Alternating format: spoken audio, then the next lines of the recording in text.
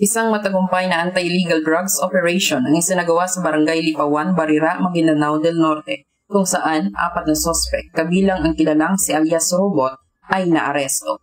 Nagbigay ng reinforcement ang 42nd Special Action Company, 4th Special Action Battalion, at 81st Special Action Company ng Rapid Deployment Battalion ng PNP SAF. Katuwang ang Philippine Drug Enforcement Agency BARM, iba pang unit ng PNP at mga tauhan ng Philippine Navy Marines na nag-ambag sa matagumpay na operasyon.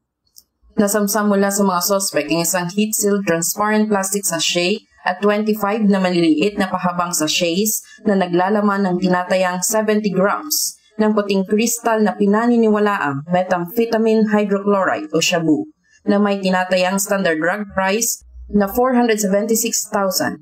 Na-recover din ang ilang mga baril, bala at drug paraphernalia. Kasalukuyang nasa kustodiya ng PDEA BARM ang mga suspect at ang mga nakumpiskang ebidensya para sa dokumentasyon at tamang disposisyon. At mula dito sa headquarters sa Fort Santo Domingo, Santa Rosa City, Laguna, ang tahanan ng inyong tagaligtas. Ako ang inyong PNN correspondent, Patrolwoman Cherilyn Kalumpita, alagad ng batas, tagataguyod ng Balitang Pulis.